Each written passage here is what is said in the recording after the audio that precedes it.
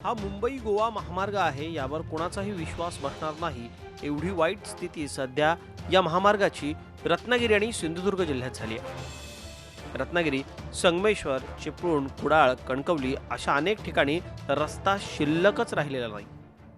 हायवेला आम्हाला संगमेश्वर पासून इथपर्यंत यायला पावणे 2 तास लागले, साधारण 20-25 किलोमीटरला। आणि आमची मंडळी म्हणल्या बैलगाडीतनं आलो असतो तर लवकर आलो। अनेक संघटनांनी महामार्गाच्या दुरुस्तीसाठी अर्ज विनंत्या केल्या होत्या, पण ना महामार्गाचे अधिकारी हल्ले ना ठेकेदार। अखेर मराठा समाजाचे तरुण तरुणी या रस्त्यावर उतरले आणि त्यांनी स्वतःच हे खड्डे भरायला प्रारंभ केला। ते मराठा बांधव जे सगळे एकत्र इथे जमले ते आता स्वतःहून खड्डे भरायच्या विचारात आहेत आणि आम्ही आता ही वेळ आमच्यावर आली आहे म्हटल्यावर आम्हाला आता काही नाईलाज असते हे खड्डे भरणार आहोत। या संपूर्ण महामार्गाच्या देखभालीचं काम MEP इन्फ्रा या कंपनीकडे असताना त्याने कुठलंही काम केलेलं नाही। अखेर मराठा तरुणांनी बांधकाम विभागाच्या अधिकाऱ्यांना आणि ठेकेदाराला घेराव घातल्यानंतर 2 दिवसात काम सुरू करण्याचं आश्वासन मिळालंय।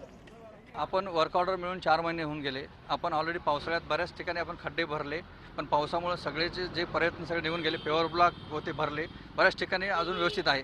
आता जेही प्रॉब्लेम आहे तो आता 2 दिवसामध्ये आम्ही व्यवस्थित त्याला करून देऊ।